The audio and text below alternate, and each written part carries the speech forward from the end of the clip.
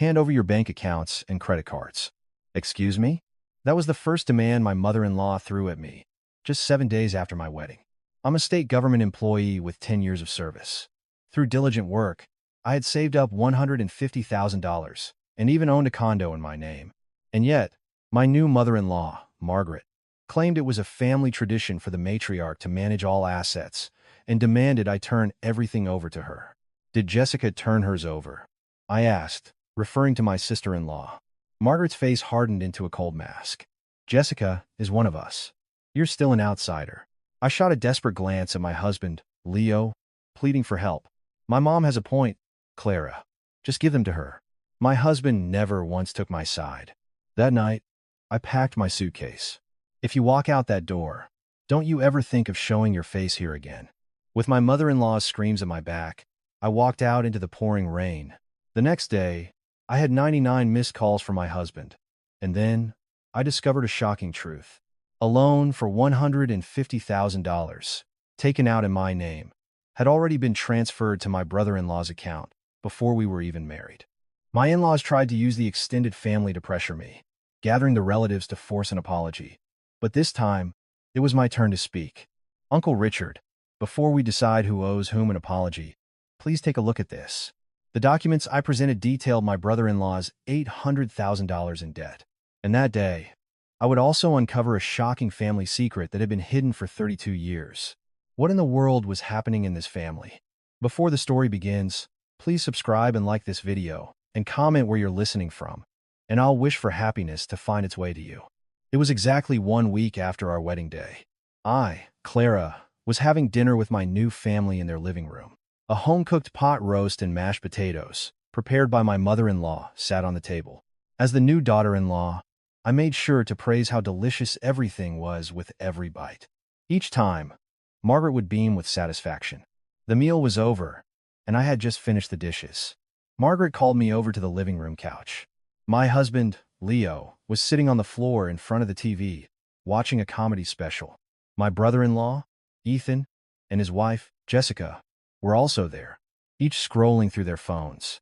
Margaret set down her teacup and began. Clara, in our family, it's a long-standing tradition for the head of the household to manage the finances. I tilted my head, confused about where this was going. Her next words made my eyes go wide. So, I need you to turn over your bank accounts and cards to me. For a moment, the room fell silent. Only the sound of canned laughter from the television echoed in the air.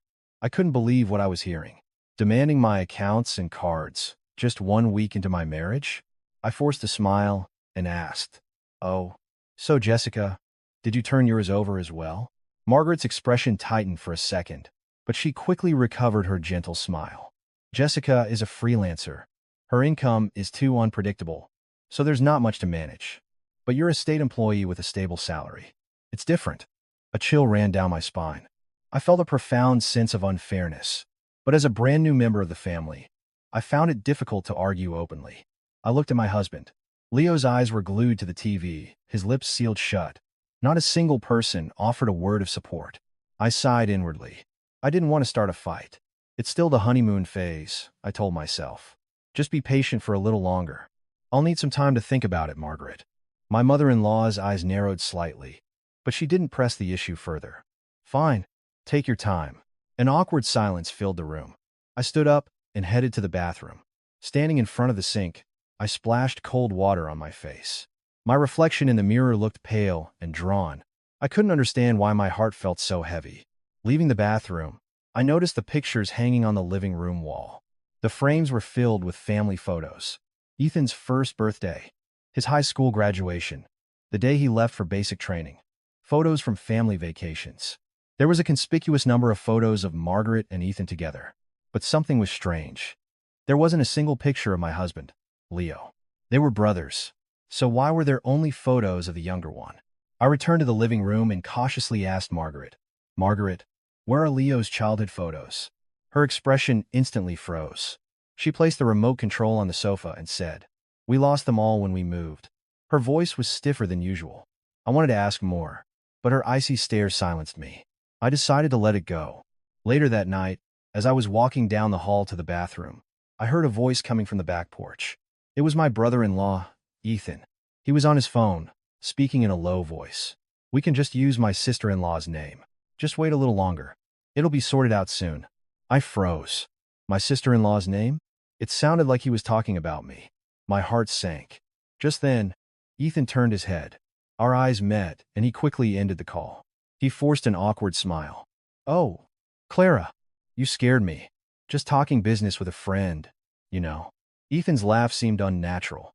I felt a sense of unease but decided to ignore it. It had only been a week. It wouldn't be right to be suspicious of my new family. I was just being overly sensitive, I told myself. "Oh, right?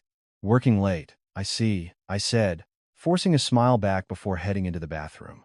I closed the door and sat on the closed toilet lid. My heart was pounding. Ethan's words echoed in my ears.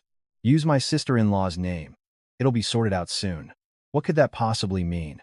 I shook my head, telling myself I was overthinking things, that I was just on edge because of the new marriage. That night, I couldn't fall asleep. The sight of my husband's back, as he snored beside me, felt alien. How could I feel so lonely only a week after getting married? The faint moonlight streamed through the window. I stared at the ceiling and let out a small sigh. It's okay. Everything will be fine. I desperately wanted to believe that. A few days passed, but my mind was not at ease. Ethan's conversation on the porch kept replaying in my head. I couldn't figure out what he meant by "use my sister-in-law's name." I finally decided to casually ask my husband about it. That evening, after dinner, when we were alone in our room, I cautiously broached the subject as we lay in bed. "Honey, what kind of work is Ethan doing these days? I saw him on a late-night call the other day." Leo, without looking up from his phone, replied, "He's working on some tech startup idea. Probably talking to investors or something." "It's nothing." His tone was dismissive. I wanted to press further, but his annoyed demeanor made me stop. I didn't want to seem like I was meddling in my brother-in-law's affairs. The following evening, the whole family was gathered around the dining table. The aroma of my mother-in-law's clam chowder filled the air. I quietly picked up my spoon. Suddenly, Margaret spoke. "Clara, have you thought about the accounts?" My hand froze. The food felt like a lump in my throat. Margaret was smiling, but her eyes were sharp. "I'd like to manage my own salary. I can contribute a set amount for household expenses." Margaret's face hardened. She slammed her spoon down on the table. "When you marry into this family, you follow this family's ways. Why do you keep arguing?" The atmosphere at the table turned frigid. Leo kept his head down, shoveling food into his mouth. Ethan pretended not to hear, his eyes fixed on his phone. Just then, Jessica, my sister-in-law, chimed in. Her voice was soft, but it felt insincere. "Clara, it's just easier to let her handle it. Margaret takes care of everything." I was a little weirded out at first too, but now I don't have to worry about a thing. I looked at Jessica. I distinctly remembered Margaret telling me just days ago that she hadn't asked Jessica for her accounts because she was a freelancer with an unstable income. But now, she was acting as if she had handed everything over. I bit my lip. Arguing now would only make the situation worse. In the end, I said nothing and lowered my head. After dinner, as I was washing the dishes, I heard a commotion from the living room. It seemed Leo had spilled some soup on his shirt. "Honestly, can't you be more careful?" Margaret's voice was sharp and cold. I glanced over. Margaret was glaring at Leo, who had his head bowed, muttering an apology. But just moments later, Ethan, who was holding a can of soda, spilled it all over the floor, a large amount soaking into the carpet. I expected Margaret to get angry again, but her reaction was completely different. "It's okay, sweetie," she cooed. "You've been under so much stress lately." Her voice was filled with affection. She grabbed some paper towels herself, wiped the floor, and patted Ethan on the shoulder. "Don't worry about it. Mom will clean it up." I stopped washing the dishes and watched the scene unfold. They had made the same kind of mistake, yet her attitude towards her two sons was worlds apart. It was bizarre to see her snap at Leo and then comfort Ethan so warmly. I glanced at Leo's face. He was pretending to be unfazed, but his jaw was clenched tightly. A bitter feeling settled in my stomach.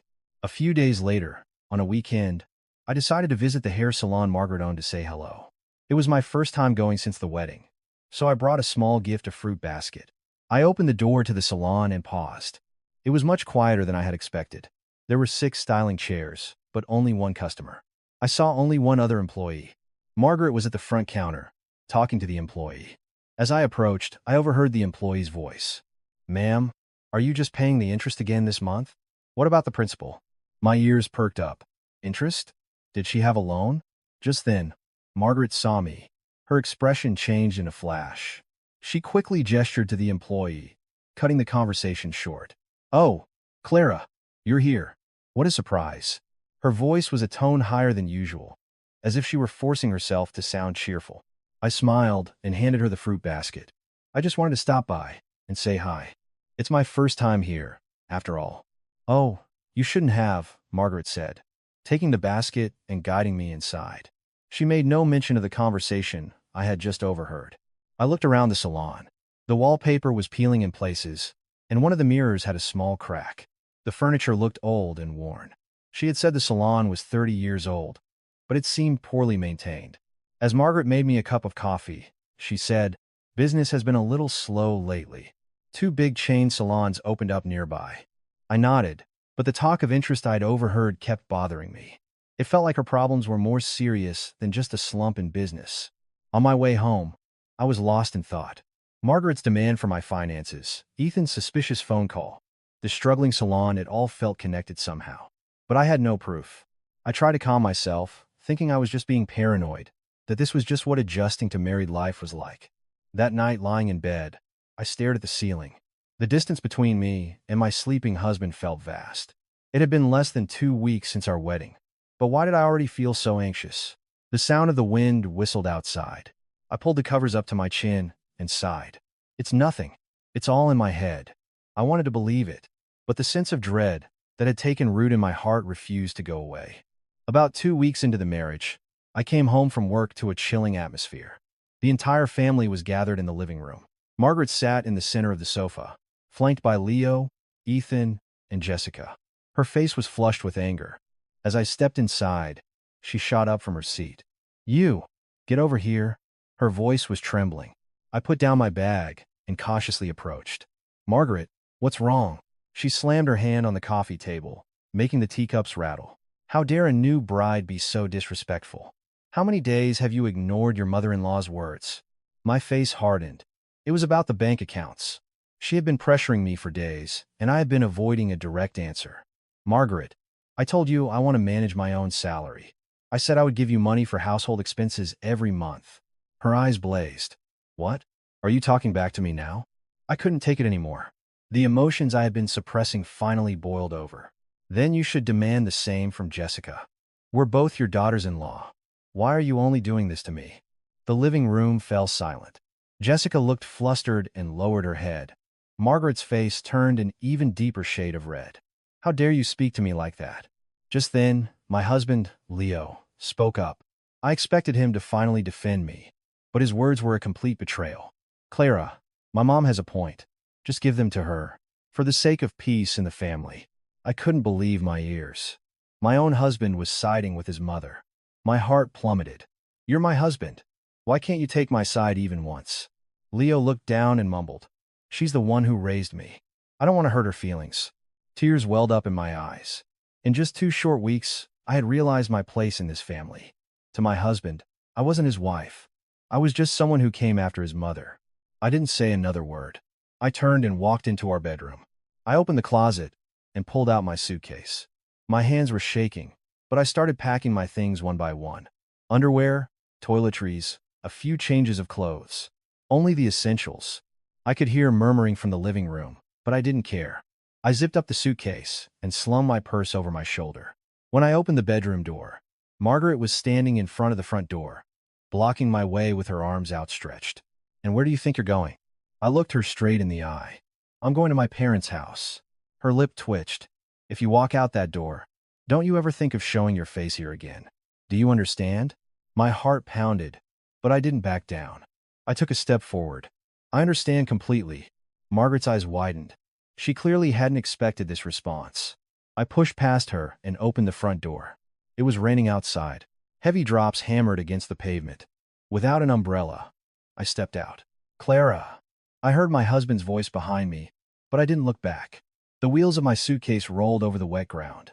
Rain soaked my hair and streamed down my face. I couldn't tell if it was rain or tears. I just kept walking, staring straight ahead. The image of myself, alone in the cold rain, dragging a suitcase, felt pathetic. I remembered my own wedding day, my face beaming with joy. It was only 2 weeks ago. Dressed in a white gown, I had dreamed of a happy future. Now, here I was, fleeing my in-laws' house in a storm. My shoulders started to shake as sobs racked my body. The sound was lost in the downpour, a cry no one would hear. Meanwhile, back in the living room, something else was happening. Ethan stood at the window, watching me disappear into the rain. His face was pale. He frantically pulled out his phone and made a call. She left. What are we going to do now? The interest payment is due any day. We're out of time. His voice was shaking with panic. Margaret walked over to him, snatched the phone from his hand, and ended the call. Mom, what are you doing? Her eyes were cold and dark. In a low, chilling voice, she said, I messed everything up. Ethan's face grew even paler. What are you talking about? I didn't do anything. Margaret grabbed his arm. Your sister-in-law overheard you on the porch. I had it all planned out, and you ruined it. Ethan's eyes widened in shock. Margaret gritted her teeth and stared out the window. The rain was falling harder now. We have to get her back, no matter what. Without that woman's accounts, we're all finished. Her voice was a low growl. A heavy silence, punctuated by the sound of the rain, descended upon the living room. My figure was no longer visible outside. Margaret and Ethan were hiding something, and that secret was far beyond anything I could have ever imagined. The storm was only just beginning. Drenched and lost in the rain, I finally arrived at my parents' house. It had taken 2 bus transfers and over an hour to get there. My whole body was soaked. The wheels of my suitcase were caked in mud, and water dripped from my hair. I stood at the front door, my hand trembling as I reached for the doorbell. To return like this, just 2 weeks after getting married. How could I face my parents? Just then, the door opened. My mother, Kim, stood there, her face a mask of shock. Clara, what on earth?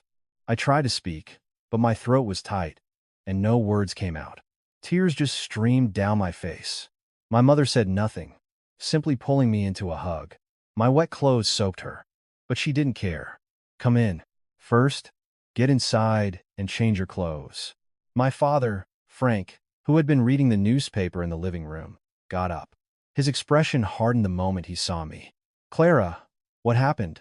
Why do you look like this? Seeing my father's face, the sobs I had been holding back finally burst forth. My knees buckled, and I almost collapsed. My father rushed over to support me. Get cleaned up first. We can talk later. My mother ran a hot bath for me and laid out a fresh towel and clothes. I cried in the bathroom for a long time. The hot water thawed my frozen body, but the ice around my heart wouldn't melt.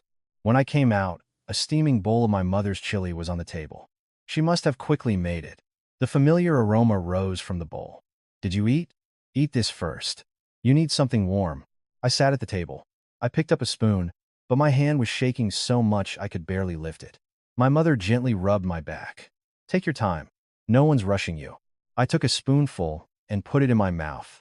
It was a taste I knew well, the chili my mother had been making since I was a child. The flavor brought a fresh wave of tears. In the 2 weeks I had been eating at my in-laws' house, I had never felt this emotional rush, not even once. I had complimented the food, but a part of me always felt uneasy. Yet, one spoonful of my mother's chili released all the pent-up emotions. Only after I finished eating could I finally speak. I told them everything, from beginning to end. Margaret's demand for my finances, Leo's indifference, Ethan's suspicious phone call, and the talk of interest I'd overheard at the salon. I left nothing out. My father listened with his arms crossed, his expression growing darker by the minute. My mother sighed intermittently. When I finished, my father spoke. Clara, you did the right thing. There's no reason to endure that kind of treatment. I looked up. My father's gaze was firm. Being married doesn't mean you have to tolerate everything. It's your life. You have to stand up for yourself. My mother nodded in agreement beside him. That's right. Why should you give your money to your mother-in-law? It's your money. My parents' words lifted a huge weight from my shoulders. I had started to think I was the one in the wrong, but I wasn't. I had simply refused an unreasonable demand. That night, for the first time in a while, I slept in my old room. The walls were still decorated with photos from my college days. Back then, the future had seemed so bright. Now, everything felt like a mess. As I was about to lay my head on the pillow, my phone rang. My husband Leo's name flashed on the screen. I didn't answer.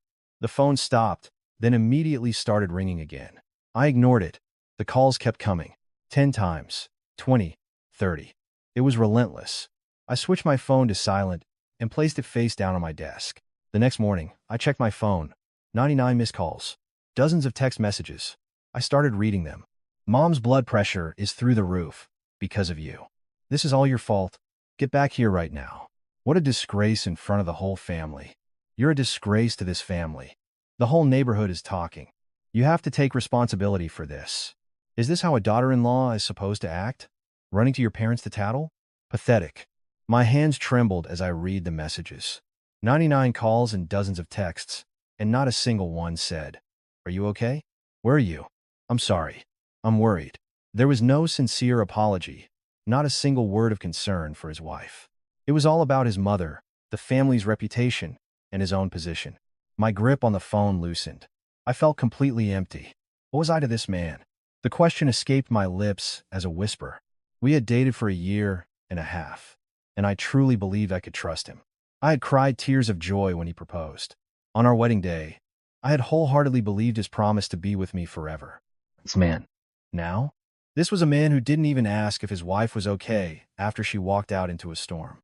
Instead of asking where I was or if I was hurt, he accused me of disgracing the family and demanded I take responsibility. Tears wouldn't even come. I was past sadness and into a state of hollow disbelief. I couldn't accept that the man I had loved was this kind of person. At breakfast, my father asked, "Did you hear from your husband?" I showed him my phone, the 99 missed calls, and the text messages. My father stared at the screen for a long time, his expression hardening. Is this what a husband sends his wife? Not a single word of concern for you. He slammed the phone down on the table. His eyes, sharpened by years on the police force, narrowed. Clara, in my opinion, there's something very wrong with that family. I looked at him, puzzled. What do you mean? My father crossed his arms. Their demand for your money is too aggressive, too desperate. To demand a new bride's life savings just 1 week into the marriage. And so forcefully, that's not something a normal family does. I thought about his words. It was certainly strange. Margaret's attitude had been frantic. And that phone call you mentioned, my father continued, the one about using my sister-in-law's name. I don't know what it's about, but they sound like people who are being hunted. His gaze was serious. Let me look into it. I can ask some of my old colleagues. We might find something. I nodded, but a part of me was scared. What if there really was a secret? What if there was something I didn't know? That evening, I turned off my phone. I couldn't bear to see any more of my husband's messages. It only hurt me more. Lying in bed, I stared at the ceiling. Ethan's words from the porch kept echoing in my head. Use my sister-in-law's name. It'll be sorted out soon. What did he mean? And I remembered what Margaret had said to Ethan. I had it all planned out, and you ruined it. A plan? What kind of plan? Could it be that they had targeted me from the very beginning? I pulled the covers up to my chin. A shiver ran through me, and it wasn't just from the cold. A nameless anxiety enveloped my entire body. I couldn't sleep that night. When I closed my eyes, I saw Margaret's cold stare and Leo's indifferent back. Ethan's suspicious words rang in my ears. I finally drifted off in the early hours of the morning, but my sleep was shallow. In my dreams, my in-laws were chasing me. The storm had passed, but the real tempest was yet to come. I had no idea just how shocking the truth waiting for me would be. It was my third day at my parents' house, and I was still on edge. Ethan's phone call wouldn't leave my mind. I had to know what use my sister-in-law's name meant. After breakfast, I went into my room and closed the door. Sitting on my bed, I took out my phone. My fingers trembled. I had a bad feeling that something was terribly wrong. I opened my banking app and navigated to the section to check my credit report. I went through the identity verification process and waited. A few seconds later, the screen refreshed. I couldn't believe my eyes. My heart stopped. Personal loan. Oh, Suta Chingzech. 0. Date issued. 9 months ago. I gripped my phone with both hands, which were shaking uncontrollably. I had never taken out a loan in my life. Never. But here it was. A $150,000 loan. What is this? I never took out a loan, I whispered to myself. My mind went blank. I couldn't breathe. With trembling hands, I called my college friend, Sarah. Sarah worked in the loan underwriting department at a major bank. She was the expert. The phone rang 3 times before she picked up. Hello? Clara. Long time no see. What's up? My voice shook as I spoke. Sarah, I need your help with something urgent. Can you check my credit file? There's a loan in my name that I never applied for. Over the phone, Sarah's tone turned serious. What? Hold on, let me check. Give me your social security number. I gave her the number. I could hear the sound of her keyboard clicking. After a moment, she spoke. Clara, this was processed 9 months ago as a mobile, non-face-to-face loan. The identity and ID verification were all done in your name. My face went pale. A mobile loan? I never applied for anything like that. Sarah's voice lowered. Clara, this means someone tricked you into authorizing it. Either you gave them a verification code directly, or they used your phone to receive the authentication. My mind raced back 9 months. That was when Leo and I were in the thick of wedding planning, booking the venue, choosing a photographer, looking for an apartment. I was completely overwhelmed. Sarah spoke again. Let me check the disbursement details. Hang on. More keyboard clicks. A few seconds later, her voice was trembling. Clara, the entire $150,000 was transferred to an account under the name Ethan Huang. The phone slipped from my hand. As it clattered to the floor, I could hear Sarah's distant voice. Clara? Clara, are you there? I picked up the phone, my hand so unsteady I could barely hold it. Sarah, say that again. Whose account? Ethan Huang. Do you know him? Ethan Huang. My brother-in-law. The $150,000 loan taken out in my name had gone straight into his account. I hung up and collapsed onto the bed. My body felt weak. My head was spinning. Then, a memory from 9 months ago resurfaced. I was with Leo, looking into financing options for the wedding. He had said, let's check our loan eligibility. It's faster if I use my phone to compare multiple banks at once. He had installed several lending apps on his phone and then asked me, I just need a picture of your driver's license and the verification code they send to your phone. It'll only take a second. I had trusted my fiancé completely. I didn't have a single doubt. I sent him a photo of my license and read him the verification codes that came to my phone. Then he had asked, what address should I use for the paperwork? As I was about to give him my address, he cut me off. Let's just use my parents' address, since that's where we'll be living soon anyway. You'll be moving in soon, right? Without thinking, I had agreed. And so, the mailing address was set to my in-laws' house. A few days later, Leo told me, hey, we didn't qualify for the loan. Our application was rejected. Too bad. I had believed him.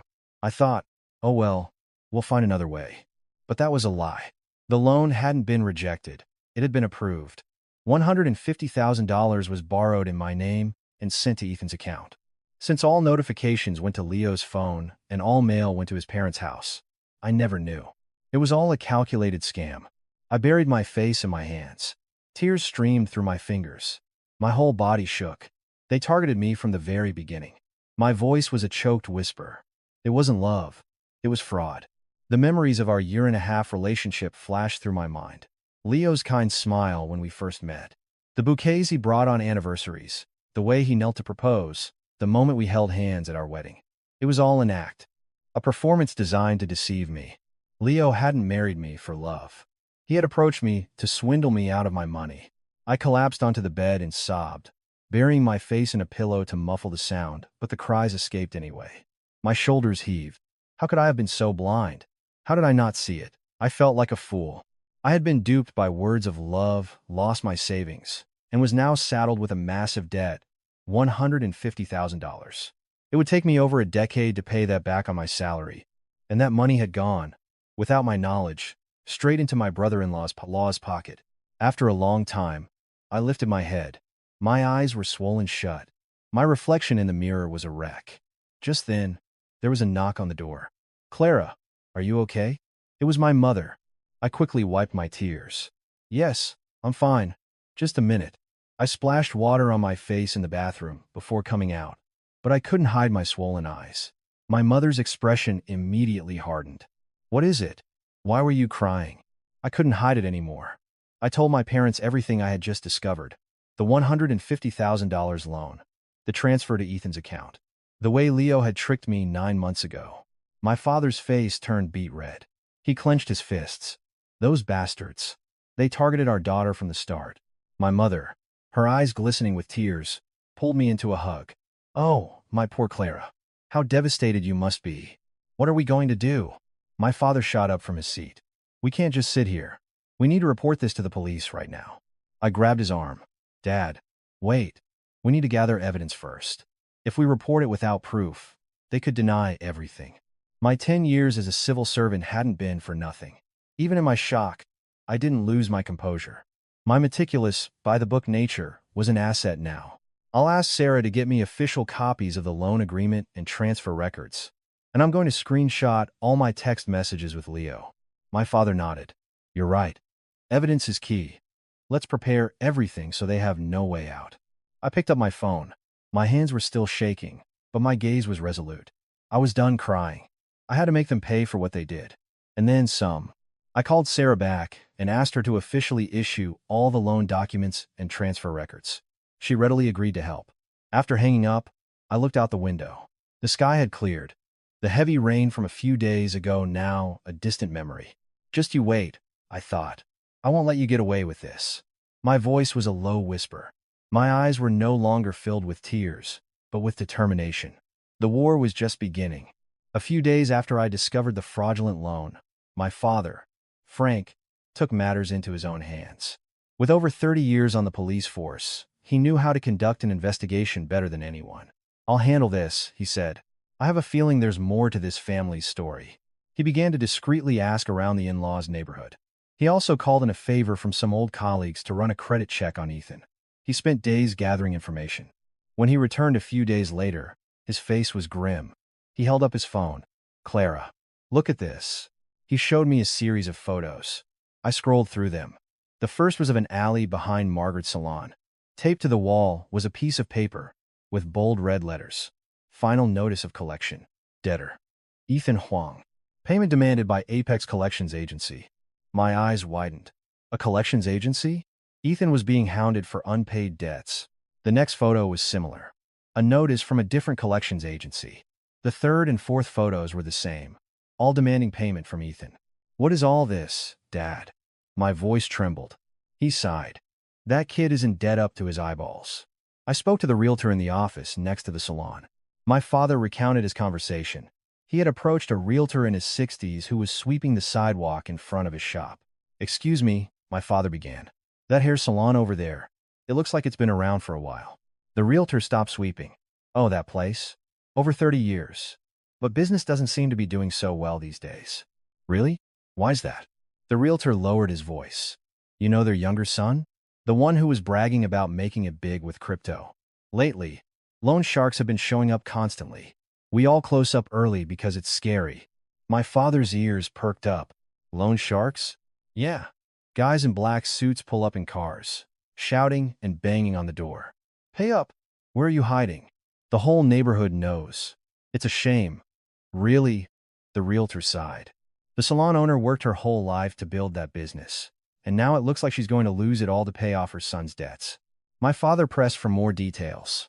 When the loan sharks started coming, how often, what they were like. The realtor told him everything he knew.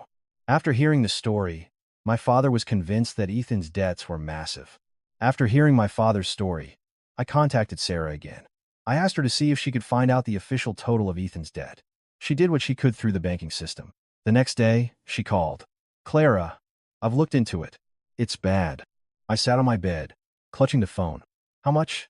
First, he's maxed out his credit cards to the tune of 30,000. These were from when had a corporate job. Asterisk. 30,000. Asterisk. I swallowed hard. Then, there are high-interest loans from payday lenders and other subprime creditors totaling 120,000. The interest loan on those must be astronomical. Asterisk. 120,000. Asterisk. The numbers kept growing.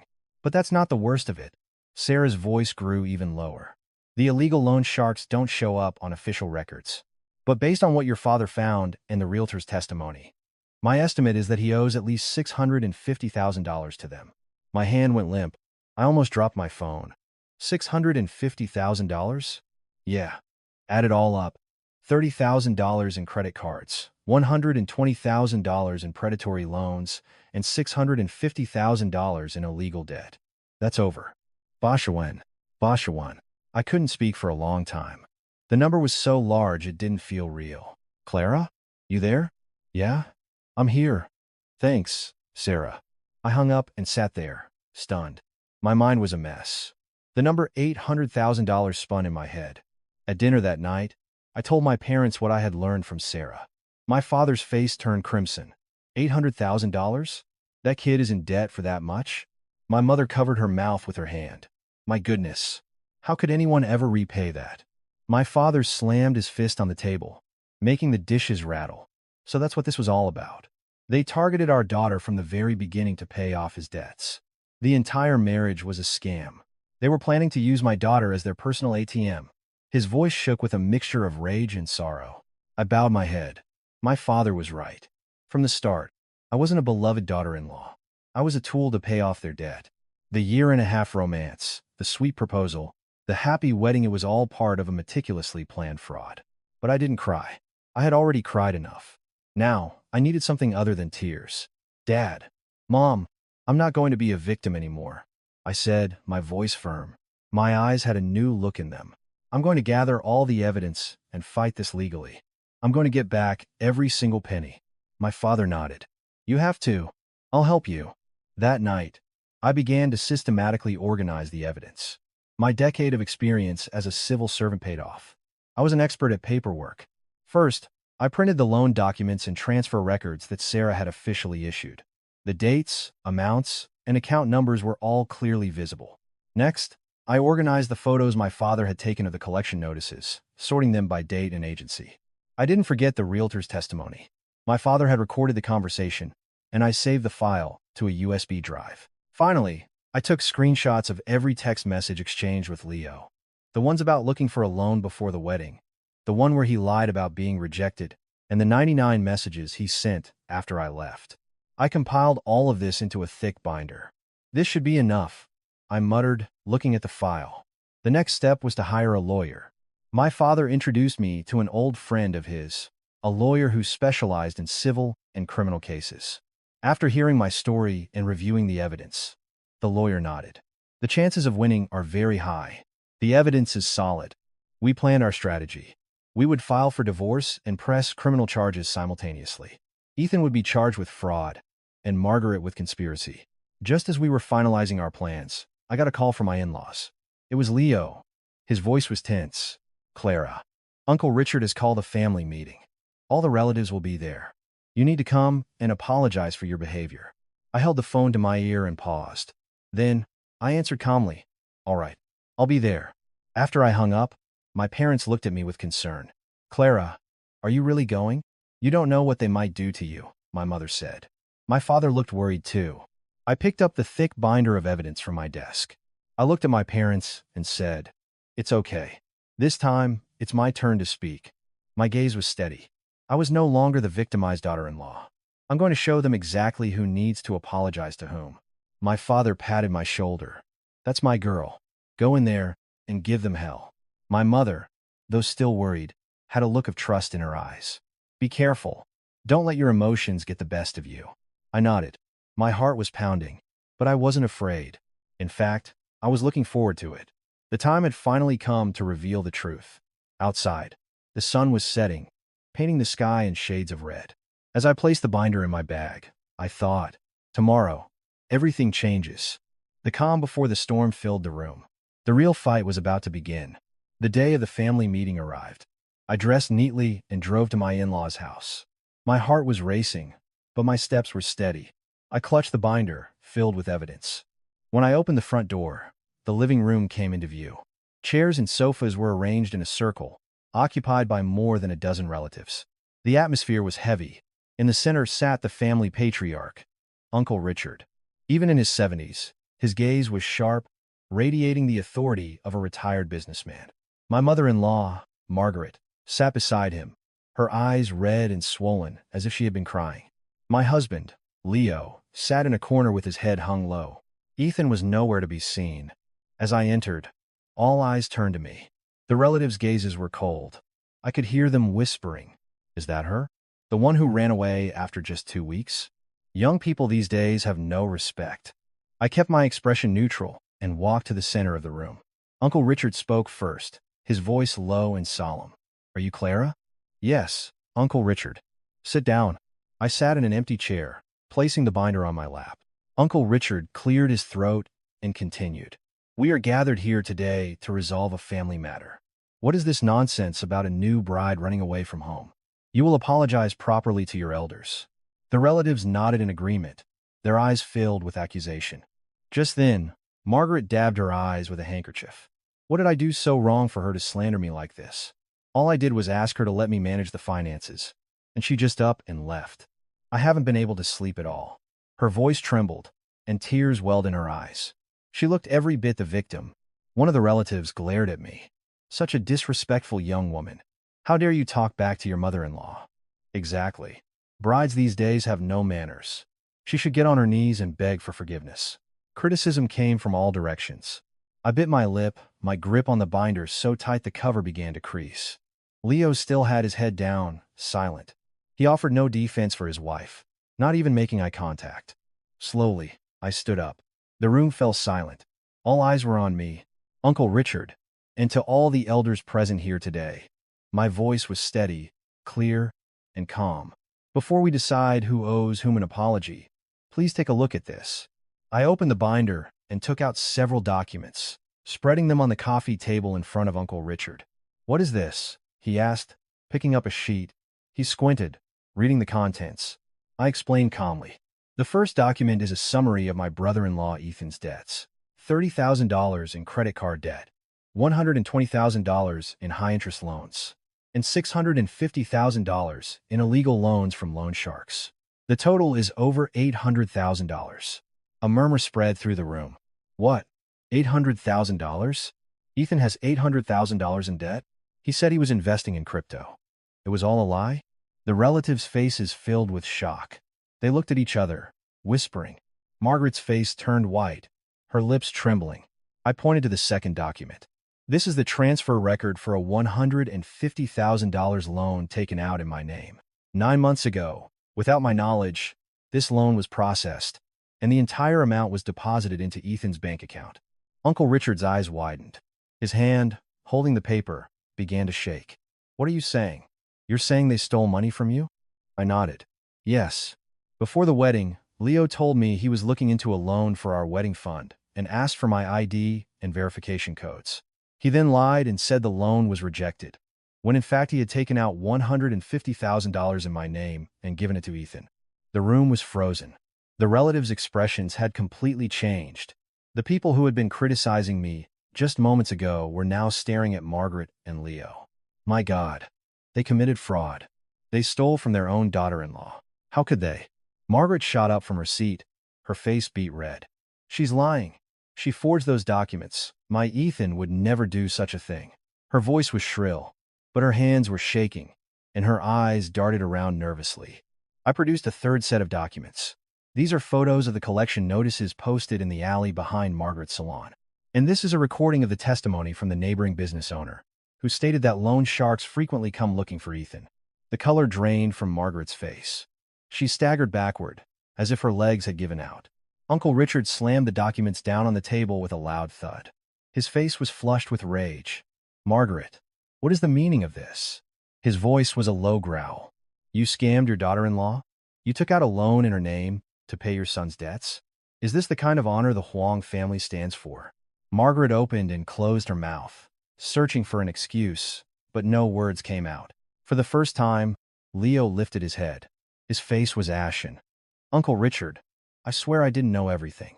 I just did what my mother told me to do. Margaret glared at him.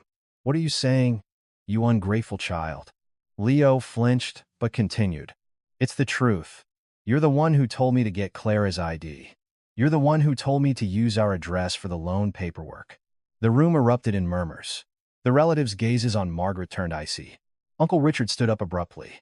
So that's why you arranged this marriage? You planned from the very beginning to fleece your daughter-in-law for her money? His roar filled the room. Margaret couldn't take it anymore and collapsed onto the sofa. Watching her, I spoke. In front of all the elders gathered here today, I want to make a declaration. The room fell silent again, all eyes on me. I, Clara, am divorcing Leo Huang. Leo's face contorted, his lips trembling. And I will use the full extent of the law to recover every cent that was stolen from me. I will be pressing charges for fraud and embezzlement. My voice was cold and resolute. My eyes held no tears, only determination. Suddenly, Margaret jumped to her feet, her face twisted in a snarl. You? How dare you?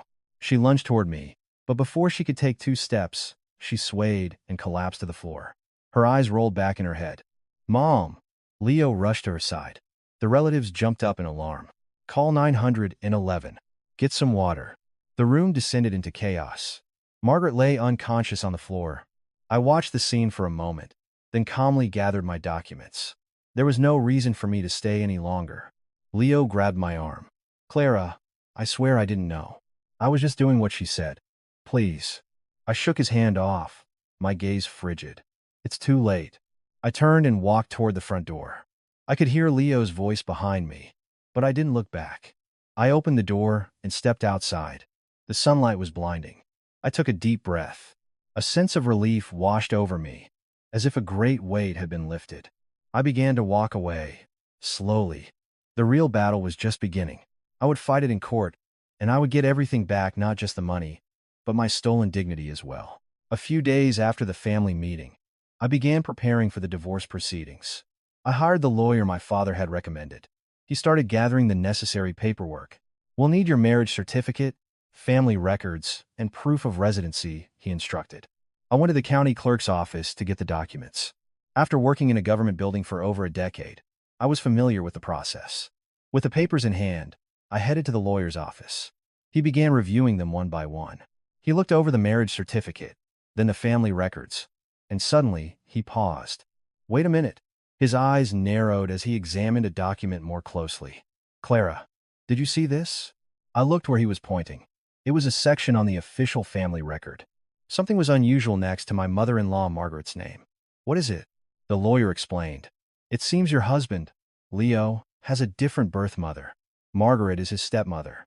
My eyes widened in disbelief. Stepmother? You're saying Margaret isn't Leo's biological mother? That can't be right. The lawyer pushed the document toward me. Look here. Leo's birth mother passed away 32 years ago, when he was 5 years old. A year later, his father remarried, and that woman was Margaret.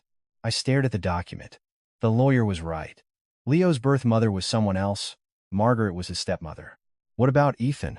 Ethan is Margaret's biological son, born after she married Leo's father. That makes him Leo's half-brother. My mind reeled. And then, everything clicked into place. The reason there were no photos of Leo on the wall. The stark difference in how Margaret treated her 2 sons. The way Leo was always so timid and eager to please her. It all made sense now. Margaret had never considered Leo her own son. She had loved her biological son, Ethan, while discriminating against her stepson. For 32 years, I was speechless for a long time. The shock was so great. Back home, I sat in my room, lost in thought. I began to understand Leo a little better. Losing his mother at 5 and growing up with a stepmother must have been incredibly difficult. He must have spent his entire life trying to earn her approval, believing that if he just did everything she said, she might love him too. But that didn't excuse what he had done. No matter his circumstances, deceiving his wife and stealing her money was a crime. I shook my head. I couldn't let sympathy sway me. My decision was made. A few days later, as my family was having dinner, the doorbell rang. My mother opened the door to find Leo standing there. He looked gaunt, with dark circles under his eyes. He looked like he hadn't eaten or slept properly in days. Ma'am, please let me see Clara. My mother's expression was glacial. After scamming my daughter, you have the nerve to show your face here? Get out. Now. Leo bowed his head. I was wrong. Please, just give me one more chance. I walked to the door. Seeing him, my heart felt a complex mix of anger and pity. It's okay, Mom. I'll talk to him for a minute. I slipped on some sandals and went outside. We walked to a bench in the apartment complex. The dim light from a street lamp cast long shadows. We sat in silence for a while. Leo spoke first. I know now that my mother isn't my real mother. I wasn't surprised. The fallout from the family meeting must have brought everything to light. His voice trembled. I always felt something was wrong when I was growing up. The way she treated me and my brother was so different. She would give Ethan anything, but with me, she was always cold and strict. Leo continued. His head hung low. When we were kids, Ethan used to say to me, "You didn't come from Mom's belly." What gives you the right to take my share? I didn't understand what he meant back then. I just thought he was being a brat. I listened quietly. Leo's voice started to crack. My mother would say it too. Leo, you're not to touch your brother's things. Understood? I always had to give in. Ethan always came first, and I got the leftovers. Tears welled in Leo's eyes. But I still wanted her to accept me. I thought if I just worked hard enough, she would love me too. So, I did everything she asked. I obeyed her every word. For 32 years. He buried his face in his hands. But now I know. She was just using me the whole time. Setting me up with you. Pushing us to get married. It was all part of her plan to pay off Ethan's debts. Leo's shoulders shook as he sobbed. I'm a victim too. I was lied to my whole life. Clara, please, give me another chance. I looked at him, a broken man. I felt a pang of pity, but my mind was already made up. You may have been a victim, Leo. I can acknowledge that. My voice was calm. But you were also my husband. You were the person who was supposed to protect me. Leo looked up, his tear-streaked face pleading. I went on. You had chances. When your mother demanded my bank accounts, you could have stood up for me. When I walked out of that house, you could have stopped me. In those 99 phone calls, you could have asked me if I was okay just once. But every single time, you chose them over me. You chose your stepmother over your wife. That was your choice. Tears formed in my own eyes. Leo's face crumpled. He had nothing to say. I'm sorry. I'm so sorry. It's all my fault. He got off the bench and knelt before me on the pavement. The sight of a grown man, weeping and on his knees in the dark, was pathetic. Just one more chance. Let's start over. I'll do everything right this time. I slowly stood up and looked down at him. Your apologies. Don't give them to me anymore. He looked up. Give them to yourself, to the life you've lived. Give them to the people who deceived you for 32 years. But they're not for me. I turned to leave. He grabbed my hand. Clara, please. I didn't pull away. Instead, I said quietly, Leo, it's true that your life has been tragic. Losing your mother so young, being mistreated by a stepmother. That must have been incredibly hard. I gently removed his hand from mine. But that doesn't excuse what you did to me. You're an adult. You had a choice, and you made the wrong one. I looked at him one last time. There was no lingering attachment in my eyes. Goodbye. I walked away. I could hear his sobs behind me, but I didn't look back. My shadow stretched long under the streetlights. Before entering my building, I paused and looked up at the sky. A few stars were visible. A single tear rolled down my cheek. It wasn't a tear of sadness. It was a tear of release. I was letting go of the dreams I had for our marriage, the love I had for Leo, the hope for a happy family. I wiped the tear away and opened the door. My mother was waiting anxiously. Are you okay? Yes, Mom. Now, I'm really okay. I smiled. It was the first genuine smile in a long time. The past was over. It was time to move forward. The divorce and criminal proceedings moved forward simultaneously. My lawyer and I filed the paperwork. Ethan was charged with fraud, and his mother, Margaret, with conspiracy. The evidence was so overwhelming that my lawyer was confident. With these documents, the transfer records, and the recordings, we have more than enough. We'll win this. I nodded. The long preparation was finally paying off. Meanwhile, the Huang family was imploding. Once the news of the criminal charges broke, Ethan's creditors descended with a vengeance. The loan sharks, who were owed $800,000, started camping out in front of the house. Ethan Huang, get out here. Pay what you owe. If you run, we'll collect from your family. Their shouts echoed through the neighborhood. The family became the subject of local gossip and shame. Margaret's health deteriorated after she collapsed at the family meeting. Her blood pressure shot up, and she was hospitalized for several days. But even at home, there was no peace. The creditors made it impossible for her to even step outside. Ethan locked himself in his room, phone off, refusing to see anyone. He was a cornered rat. One afternoon, I was at my desk at the county office, processing paperwork. It was a peaceful day. Suddenly, a commotion erupted at the entrance to our department. Someone was shouting, Clara, where's Clara? I looked up, and my heart sank. It was Ethan. His eyes were bloodshot, his hair a mess. He looked like he hadn't showered in days. Clara, get out here, he yelled, storming into the office. People scattered in alarm. I stood up. My hands were shaking. but I kept my face impassive. Ethan spotted me and strode forward. You ruined my life. If you had just kept your mouth shut, none of this would have happened. His voice boomed through the office, spittle flying from his mouth. His eyes were wild. I took a step back. My colleague stood up in alarm. Ethan, do you know where you are? This is a government office. You need to leave. Now. My voice was steady, as calm as I could make it. But he was beyond reason. A government office? So what? This is all your fault.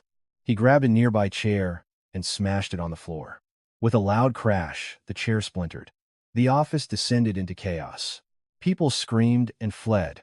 Ethan then started sweeping documents off desks, sending papers flying. He shoved a computer monitor to the floor and punched a glass partition, cracking it. It's all your fault. If it wasn't for you, none of this would have happened. He lunged for me, reaching for my arm. In that instant, I pulled out my phone, hit record, and said, Ethan, everything you're doing is being recorded. Stop. He froze for a second, then screamed again. Record me? What do I care? I'm already finished. It's all over. He tried to snatch my phone, but I dodged. Just then, the office doors burst open, and 2 police officers rushed in. A security guard had called 911. They tackled Ethan. Police! Don't move! Hands up! He struggled, but it was no use. They wrestled him to the floor and cuffed him. You're under arrest for assaulting an officer and creating a public disturbance. As they dragged him away, he kept screaming, It's all her fault. It's all because of Clara. The office was a wreck. I stood there, my legs trembling. My colleagues rushed to my side. Clara, are you okay? Are you hurt? I shook my head, unable to speak. My legs finally gave out, and I sank into a chair. Ethan was taken into custody. On top of the fraud charges, he now faced charges of disturbing the peace, making threats, destruction of property, and resisting arrest. His case was hopeless. The prosecutor recommended a 3-year prison sentence. The Huang family was completely destroyed. With Ethan in jail, Margaret suffered another, more severe health crisis, a stroke. She was rushed to the ER, but the damage was severe. The right side of her body was paralyzed, and she could no longer speak clearly. The salon had to be sold for a fraction of its worth to pay off some of the debts. It was the business she had poured her life into for over 30 years. Leo had to quit his office job. His mother's medical bills and the remaining debts required more income than his salary could provide. He started working as a manual laborer on a construction site, hauling cement bags and laying bricks from dawn till dusk. As for the sister-in-law, Jessica, she showed her true colors. As soon as the family started to crumble, she dropped the sweet, submissive act. She visited Margaret in the hospital. Looking down at the paralyzed woman, she said coldly, Margaret, I'm done with this family. Ethan's going to prison, and I'm not going down with him. Margaret's mouth opened, but only garbled sounds came out. Jessica scoffed. I'm going to live my own life. I'll be sending divorce papers. Sign them. She turned and left. She went straight to the house, rummaged through Margaret's room, and found an envelope of emergency cash hidden under the mattress. $8,000. Money Margaret had saved over a lifetime. Jessica took the money, left, and was never heard from again. A few days later, Leo told his mother the news. Mom, Jessica ran off with your emergency money. The $8,000. Margaret stared at the ceiling and cried silent tears. She had adored her younger daughter-in-law, treating her far better than me. Yet, when things got tough, that same daughter-in-law had robbed her and fled. In contrast, I, the one she had tormented and kicked out, had never stolen from her. I had only fought to protect what was mine. Staring at the ceiling, Margaret let out a guttural, sorrowful sound. They were tears of regret, but it was too late. It was karma. She had cast out the true daughter-in-law and been betrayed by the fake one. After 6 months, the legal battles were over. The divorce was finalized. I walked down the courthouse steps, the official decree in my hand. The sky was clear. The long fight was finally over. The criminal trial also concluded. Ethan was sentenced to 3 years in prison. To reduce their own sentences, Margaret and Leo had offered a settlement. My lawyer relayed the offer. They would use the proceeds from the salon sale to repay me. I agreed. On one condition. I wanted the full principal plus compensation for emotional distress, with a legally binding agreement for Leo to pay the remainder in installments. They had no choice but to accept. From the sale of the salon, I received $120,000 of the principal, plus $20,000 in damages. Leo was legally obligated to pay back the remaining $30,000 over 5 years at a rate of $500 per month. I had recovered almost everything. 3 years passed. My life had changed dramatically. I was promoted to a senior manager position at my job, leading a small team. I had earned the respect of my colleagues.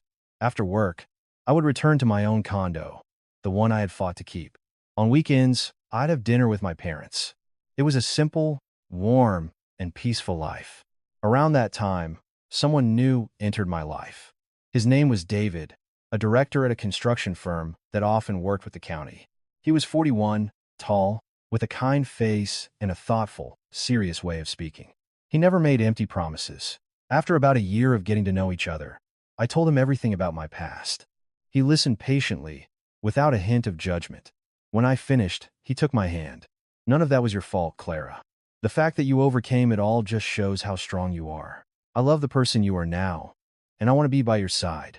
2 years later, we decided to get married. The wedding was a small, intimate ceremony on a beach with just family and close friends. Dressed in a simple white dress, I held David's hand as we exchanged vows.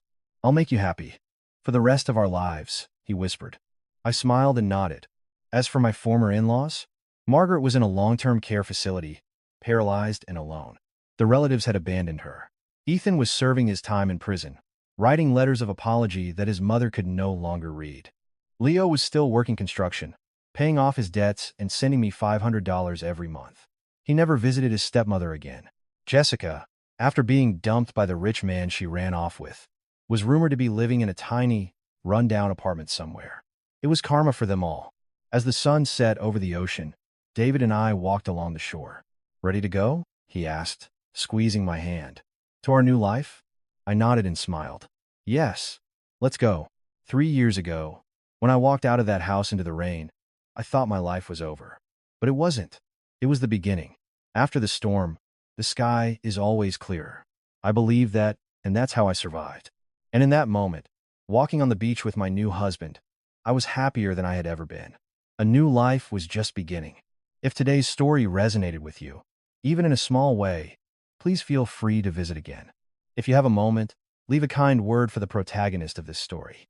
Your kindness might just be the strength someone needs to get through their tomorrow. I sincerely cheer for your today and your tomorrow. Thank you for listening.